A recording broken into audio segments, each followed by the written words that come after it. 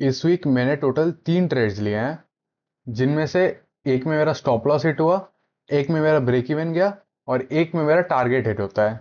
कुल मिला के मेरे लिए ब्रेक इवन वीक था, इवन तो मैंने ये तीनों ट्रेड्स अपने स्ट्रैटेजी के हिसाब से लिए थे। तो इन तीनों ट्रेड्स के पीछे मेरा लॉजिक, नरेटिव, बायस क्या था, उसी पे डिस्कस करेंगे। उससे पहले तुम ये जान लो कि मेरा नाम है साकू और तुम्हें मेरे से बेटर आईसीटी कॉन्सेप्ट्स कोई नहीं सिखा सकता है। जल्दी से चार्ट पे चलते हैं। 1 आवर का चार्ट है, इंडिकेटर ऑन कर लेंगे। हाँ, ये हमारे नैस्डैक का चार्ट है, 1 आवर का। मंडे से फ्राइडे तक हमें दिख रहा है यहाँ पे। और इंडिविजुअल डेज पे डाइसेक्ट करने से पहले तुम इस बात पे ध्यान दो कि ये वीक जो था कितना परफेक्ट एमएमएसएम था, मार्केट मेकर सेल मॉडल। मैं इंडिविजुअल डाइसेक्ट नहीं करूंगा, लेकिन ये हमारा by side of the curve था, ये हमारा sell side of the curve था। ऊपर एक पीडीआर हिट होता है, वो ये वाला हाई रहता है। इस हाई को रेड करके ये एमएमएक्सएम बना है। तो इस पे भी ध्यान देना चाहिए, जो कि मैंने खुद नहीं दिया था। मैं इंडिविजुअल डेज के हिसाब से एनालाइज करता हूँ। तो इंडिविजुअल डेज पे ही बात करेंगे। मंडे जैसी प्राइस ओपन होता है, हमें एक एनवॉक देखने मिलता है इस प्रीवियस वीक के क्लोज से इस वीक के ओपन तक। ये हमारा एनवॉक रहता है, न्यू वीक ओपनिंग गैप। तो इसको मार्क करके रखेंगे, क्योंकि मेरा एक्सपेक्टेशन यही है कि प्राइस बाद में इस एनवॉक को फिल करने जरूर आएगा। तो फिलहाल मेरा ध्यान है इस एनवॉक पे। और मंडे का प्राइस एक्शन देखते हैं। मंडे को प्राइस ओपन होता है और सीधा ऊपर भागता है, सीधा ऊपर रन करता है, जो कि मेरे लिए आइडियल कंडीशन नहीं है। मैं नहीं चाहता हूँ कि मंडे को मेरे न्यूयॉर्क सेशन के पहले प्राइस इतना ऊपर भागे। तो मंडे को मैंने ऑलरेडी डिसाइड कर लिया था कि मैं मंडे को एग्जीक्यूट नहीं करने वाला हूँ, कि मंडे मेरे को लो प्रोबेबिलिटी डे लग रहा था। और मंडे मेरे को लो प्रोबेबिलिटी डे क्यों लग रहा था, उसके पीछे एक और रीजन है, जो मैं ट्यूसडे में बताऊंगा। ट्यूसडे को एक्सप्लेन करते टाइम में बताऊंगा कि मंडे मैंने क्यों एग्जीक्यूट नहीं किया, इवन दो मैं मंडे को चार्ट के सामने ही बैठा था। और मैंने जो ड्रॉ एक्सपेक्ट किया था कि प्राइस यहाँ इस लेवल को हिट करके फिर यहाँ आएगा, वो भी हुआ, वो भी प्ले आउट हुआ, फिर भी मैंने एग्जीक्यूट नहीं किया मंडे को। अब मंडे को देखने लायक चीज यही है कि मंडे को प्राइस ऊपर रन करता है, 1 आवर के टाइम फ्रेम में इस वाले ब्रेकर को हिट करता है, इस वाले ब्रेकर को हिट करके नीचे डंप करता है और हमारे लंदन लो को रेड करता है। और सोचने वाली बात यह है कि मेरे को पता था कि प्राइस बेरिश आने वाला है, लंदन लो तो हिट हो गई। और मेरा लोएस्ट ड्रॉ जो था वो था ये 1 आवर वाला इम्बैलेंस, कि प्राइस यहां तक तो आएगा। आई I मीन ये मेरा लो हैंगिंग फ्रूट ऑब्जेक्टिव था, लंदन लो। और मेरा लोएस्ट जो ऑब्जेक्टिव था वो ये वाला 1 आवर का इम्बैलेंस था, जो कि हिट नहीं हुआ। लंदन लो तक आया प्राइस, फिर भी मैंने एग्जीक्यूट नहीं किया। मेरे को कोई इंटरेस्ट नहीं था मंडे को एग्जीक्यूट करने में, इवन तो मैं मंडे को चार्ट्स पे बैठा था।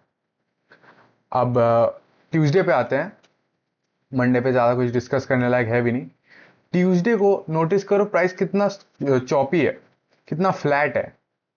प्राइस में ज़्यादा मूव नहीं आता है। न्यूयॉर्क में भी एक छोटा सा डंप एंड पंप आता है, लेकिन मोस्टली ट्यूसडे को प्राइस फ्लैट ही रहता है। और ऐसा क्यों है? क्योंकि ट्यूसडे को बैंक हॉलीडे रहता है। ट्यूसडे को एक बैंक हॉलीडे रहता है, 11 नवंबर। यहाँ देख लो टाइम डेट, 11 नवंबर, यूएसडी बैंक हॉलीडे। तो हमें पता रहता है कि बैंक हॉलीडे के डेज ना, बैंक हॉलीडे के दिन प्राइस बहुत फ्लैट ही रहेगा, प्राइस में ज़्यादा एग्रेशन नहीं होगा, ज़्यादा मूवमेंट्स भी नहीं आएगा। और ट्यूसडे को बैंक हॉलीडे है, ऊपर से इतना चॉपी प्राइस एक्शन हो रखा है ऑलरेडी।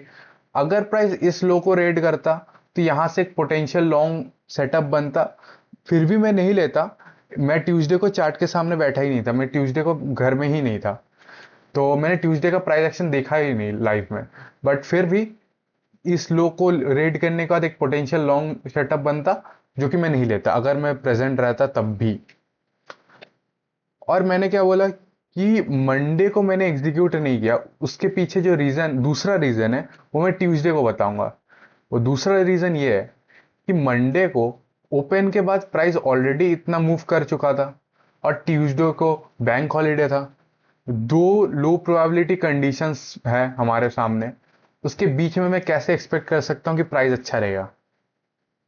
इसलिए मैंने मंडे को एग्जीक्यूट नहीं किया, क्योंकि मंडे को मेरे अकॉर्डिंग एक लो प्रोबेबिलिटी डे था, तो मैं चार्ट से दूर था, जो कि एक अच्छा डिसीजन था। क्योंकि ऐसे जिन दिनों पे तुम्हें कन्विक्शन ना हो, जिन दिनों पे तुम्हें भरोसा ना हो, उन दिनों पे तुम्हें एग्जीक्यूट भी नहीं करना चाहिए। जैसे ट्यूसडे था, ट्यूसडे को मेरे को पता था कि बैंक हॉलीडे है, तो वॉल्यूम बहुत कम रहेगा, तो मैंने एग्जीक्यूट नहीं किया, मैं चार्ट के सामने ही नहीं बैठा। और अगर हम ट्यूसडे का प्राइस एक्शन देखे भी ना, अगर हम ट्यूसडे पे जाते हैं, ये था ट्यूसडे का प्राइस एक्शन न्यूयॉर्क के दौरान। एक तो वो लो हिट भी नहीं होता है, ऊपर से प्राइस कितना फ्लैट रहता है, देखो, ध्यान दो, कितना वीक होता है प्राइस। वीक नहीं, फ्लैट होता है कितना प्राइस, कंसोलिडेट करता है मोस्ट ऑफ द टाइम। इतने बड़े बड़े विक्स बनते हैं, लेकिन कोई एक डायरेक्शनल मूव नहीं होता है, बस चॉप करता है, जिग जैग बारकोड बनाता है। तो ये चीजें तुम्हें पता होनी चाहिए कि कौन कौन से दिन तुम्हारे स्ट्रैटेजी के हिसाब से लो प्रोबेबिलिटी डे है, और कौन कौन से दिन तुम्हारे स्ट्रैटेजी के हिसाब से हाई प्रोबेबिलिटी डेज है। इनका आइडिया होना चाहिए तुम्हें। हम चलते हैं वेंसडे पे। वेंसडे का दिन बड़ा इंटरेस्टिंग था, क्योंकि वेंसडे को आई थिंक मैंने ट्रेड लिया था। एक मिनट, स्क्रिप्ट में देखने दो। हाँ, वेंसडे को मैंने ट्रेड लिया था। वेंसडे को मेरा दो ट्रेड था। वेंसडे को प्राइस ओपन होता है, ओपन होने के बाद एक बार भी मिडनाइट ओपन के नीचे नहीं जाता है प्राइस। ये जो हमारा मिडनाइट ओपन होता है, प्राइस यहाँ ओपन करता है और एक बार भी मिडनाइट ओपन के नीचे नहीं आता है। तो जो वेंसडे वाला कैंडल है ना, अगर हम मैं चार्ट के सामने इस टाइम बैठा था प्री मार्केट में 9 AM को, 9:30 को इक्विटी ओपन से, और मैं 9:30 को बैठा, 9 AM को बैठा था, ईस्टर्न स्टैंडर्ड टाइम है ये। तो जो डेली वाला कैंडल है, वो कुछ ऐसा दिख रहा था।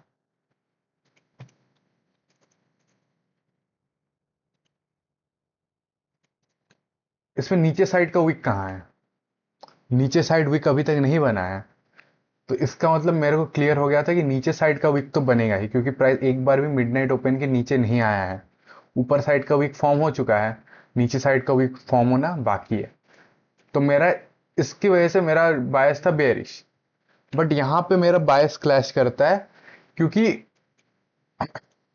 हमारे पास ऊपर में ये इक्वल हाइज प्रेजेंट होते हैं। ये ऑलमोस्ट इक्वल हाइज जो है, ये एकदम पास में ही प्रेजेंट होते हैं। जब मैं यहाँ पे बैठता हूँ 9 बजे, 9 बजे यहाँ पे रहता है प्राइस, तो ये वाला जो हाई रहता है एकदम पास में ही रहता है। तो ये भी पॉसिबल था कि प्राइस ऊपर जाके इन हाइस को रेड कर दे। अब अगर प्राइस को इन हाइस को रेड भी करना है ना, तब भी वो दिखने में कैसा होगा? आइडियली प्राइस पहले नीचे आएगा, daily time frame, daily candle का लोअर वाला वीक बनाएगा, फिर वो हायर जाएगा इन हाई को रेड करने, इस हाई को रेड करने जो इक्वल हाइस थे पीछे साइड।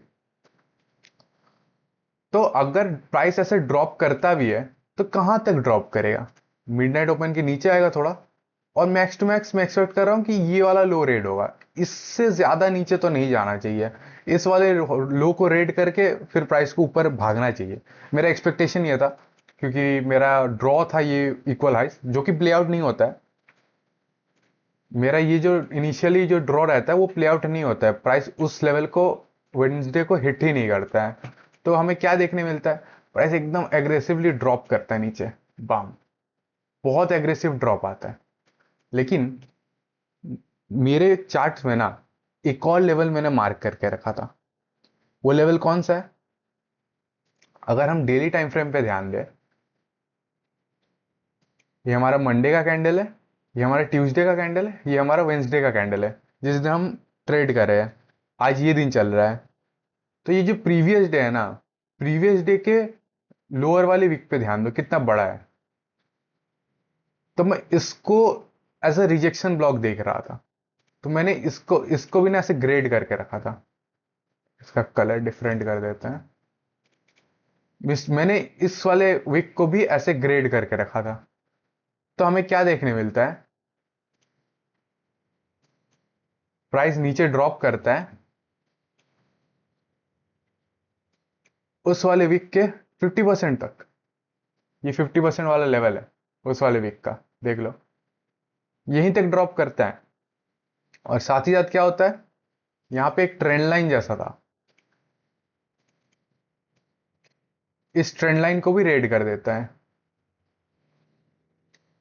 तो जितने रिटेल ट्रेडर्स इसको ट्रेंड लाइन मान के यहाँ पे लॉन्ग में एंटर किए होंगे, उनके सारे स्टॉप्स भी रेड हो चुके हैं यहाँ पे, उनका स्टॉप भी रेड हो चुका है।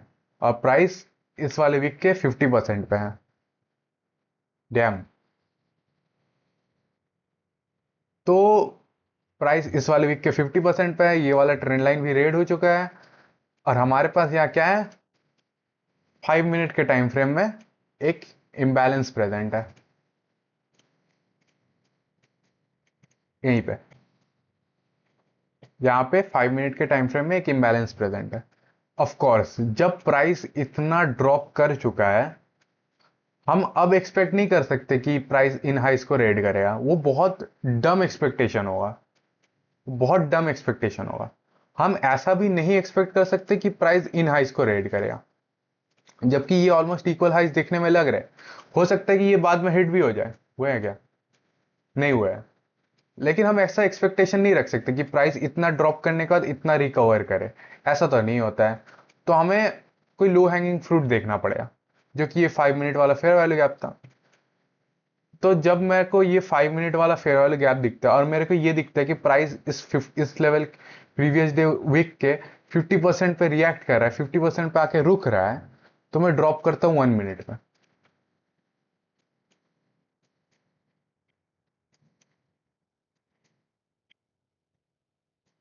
1 मिनट पे प्राइस यहाँ पे 50% को हिट करता है, रिएक्ट करता है, 25% को हिट करता है, रिएक्ट करता है, फिर 50% को हिट करता है, रिएक्ट करता है। इस बार जो रिएक्शन आता है, प्राइस यहाँ पे CISD कर देता है, change in the state of delivery. दिख रहा होगा series of down close candle, इस वाले लो को रेड किया है, तो ये हमारा ऑर्डर ब्लॉक हुआ, CISD वाला ऑर्डर ब्लॉक। तो CISD भी हो जाता है प्राइस में। तो जैसे ही यहाँ पे CISD होता है ना, मैं वहां पे अपना पहला ट्रेड लेता हूँ इस वीक का। इस वीक का जो मेरा पहला ट्रेड था, इस वाले CISD पे था, इस CISD पे। टाइम मैच कर लेते हैं, ये 10 AM को है CISD हुआ, और मेरा एंट्री हुआ 10:01 को। ये रहा 17:01। ये यूरोपियन टाइम है, इसलिए डेट्स और टाइम्स डिफरेंट होंगे, लेकिन ये मिनट वाला सेम होना चाहिए। तो ये 10:01 है, जिस टाइम मेरा फर्स्ट लॉन्ग में एंट्री हुआ। देख लो मैंने बाई किया है यहाँ पे, तो यहाँ मैं बाई करता हूँ, मैं अपना स्टॉप लॉस प्लेस करता हूँ यहाँ, और मैं अपना टारगेट प्लेस करता हूँ इस वाले 5 मिनट इम्बैलेंस पे, जो कि 1:1 है। 1:1 का टारगेट रखता हूँ मैं। ये हमारा ट्रेड रहता है। और फिर मेरा जो दूसरा एंट्री होता है, जो मेरा दूसरा एंट्री है, वो मेरा 10:1 को हुआ है, 10:2 को हुआ है, मतलब इसके जस्ट नेक्स्ट वाले कैंडल में। इसमें मेरा फर्स्ट एंट्री है, इसमें मेरा दूसरा एंट्री है। और दूसरा एंट्री मैंने क्यों किया, क्योंकि जब यहाँ पे CISD होता है ना, तो प्राइस एक ऐसे इम्बैलेंस ही बनाता है, जिस इम्बैलेंस के 50% को प्राइस ने बाद में रेस्पेक्ट भी किया है, वो अलग बात है। लेकिन मैं जब यहाँ पे इम्बैलेंस बनता है और प्राइस नीचे डिग करता है इस इम्बैलेंस तक, तो मैं यहाँ पे दूसरा एंट्री लेता हूँ अपना, इस वाले कैंडल पे, इस वाले कैंडल पे। और मैं अपना स्टॉप प्लेस करता हूँ अगेन इसी लो पे, इस बॉडी के लो पे, वीक पे नहीं, बॉडी के लो पे। और मैं अपना टारगेट प्लेस करता हूँ इस 5 मिनट इम्बैलेंस पे। तो जैसे कि तुम्हें दिख रहा होगा, मेरा जो 10:2 वाला ट्रेड है, 10:2 वाला जो ये वाला एग्जीक्यूशन था, इसमें मेरा टारगेट हिट होता है, क्योंकि मैं ये पोजीशन ना यहाँ पे एग्जैक्ट क्लोज कर देता हूँ। जैसे ही 5 मिनट वाला इम्बैलेंस हिट होता है, मैं क्लोज कर देता हूँ।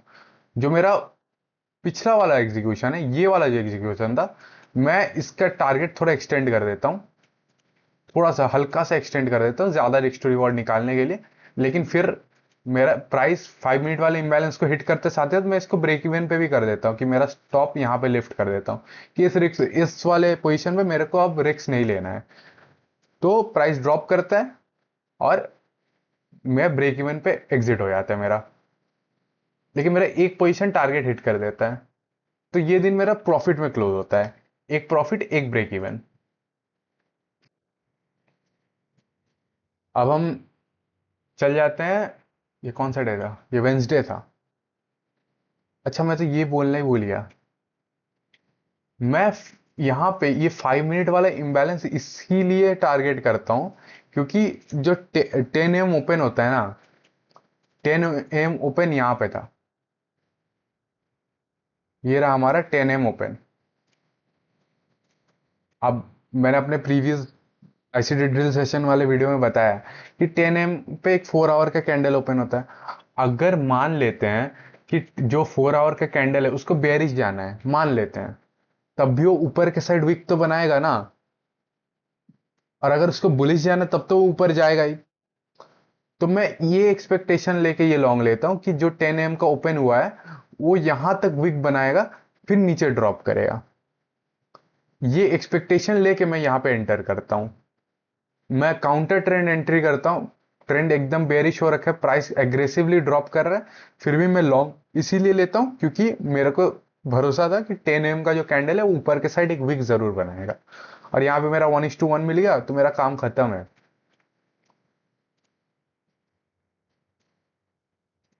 अब हम आ जाते हैं वापस से थर्सडे को। थर्सडे को आ जाते हैं। ये वीक का कोई काम नहीं है, इसको हटा देते हैं अब। हाँ, थर्सडे को प्राइस ओपन होता है, हल्का सा मिडनाइट ओपन के ऊपर जाता है, फिर ड्रॉप करता है, एकदम एग्रेसिवली ड्रॉप करता है। कहां तक ड्रॉप करता है? हमारा जो एनवॉक था, न्यू वीक ओपनिंग गैप, उसके 50% तक प्रिसाइज, एकदम प्रिसाइसली 50% तक ही ड्रॉप आता है। वहां से प्राइस रिएक्ट भी करता है। हम्म। तो मैं फिर 5 मिनट से और नीचे लोअर टाइम फ्रेम में ड्रॉप नहीं करता हूं। मैं यहां यहीं से प्राइस को रिएक्ट करते हुए देख रहा हूं कि 5 मिनट पे रिएक्शन आ रहा है, प्राइस ऊपर ऊपर जा रहा है। और ऊपर में क्या प्रेजेंट है? ऊपर में कुछ इक्वल हाइज भी प्रेजेंट है। ये दो ऑलमोस्ट इक्वल हाइज है। और इसको हम एज अ ट्रेंड लाइन भी देख सकते हैं। ये एक ट्रेंड लाइन जैसा ही बना है।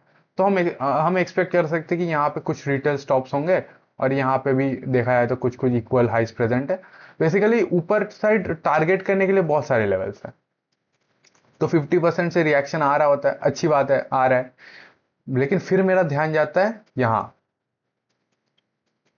इस वाले लो पे, जो इनवॉक के अंदर आया है। अगर हम इस वाले लो को ड्रॉ करें ना,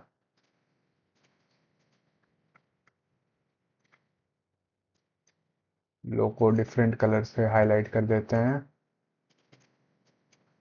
हम अगर उस वाले लो पे ध्यान दें तो हमें पता चलेगा प्राइस इतना नीचे तक ड्रॉप करता है। ऑफ कोर्स 50% को तो हिट करता है, लेकिन वो जो लो था ना वो एकदम पास में था।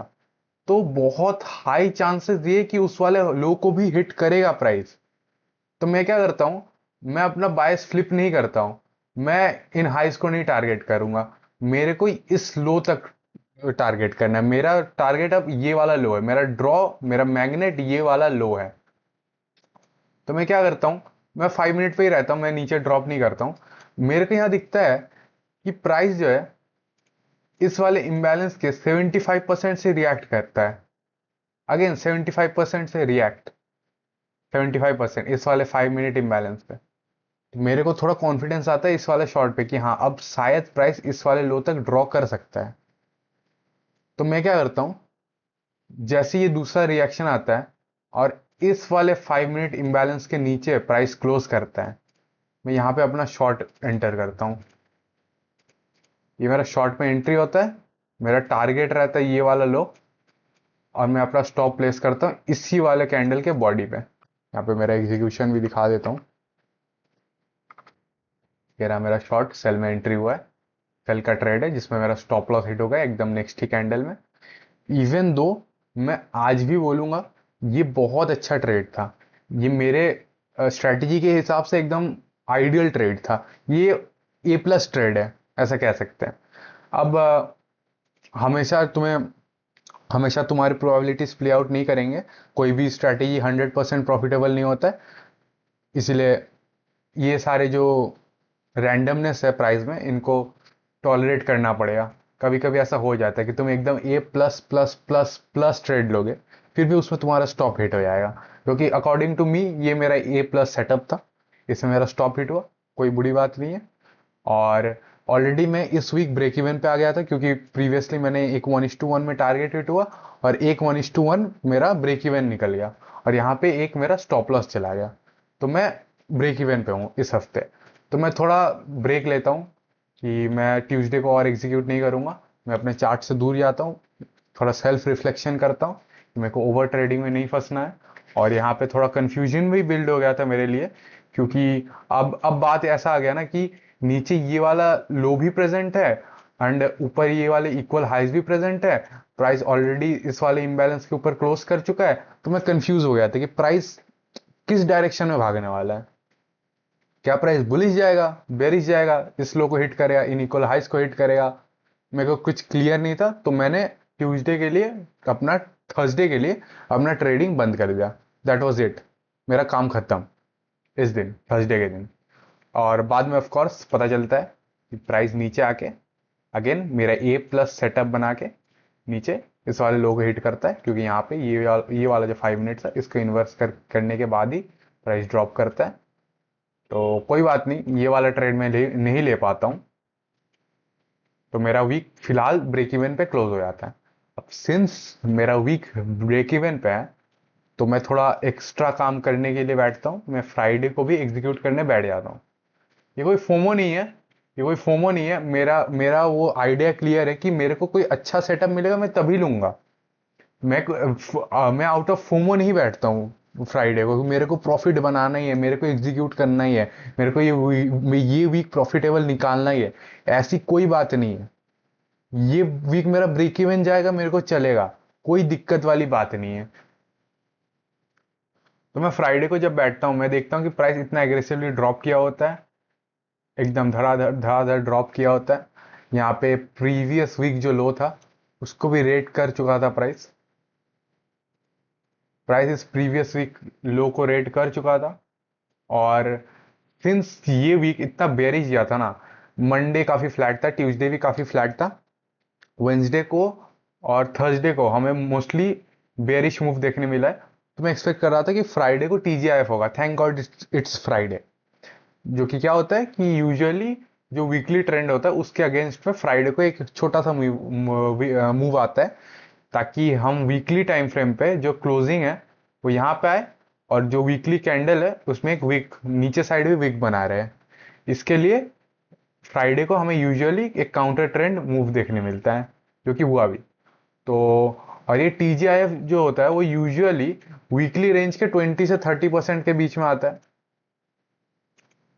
जो हमारा टीजीआईएफ वाला रेंज है उसके अकॉर्डिंग जो क्लोजिंग है वो बहुत हाई चांसेस है कि इस वाले रेंज के अंदर होगा टीजीआईएफ का क्लोजिंग।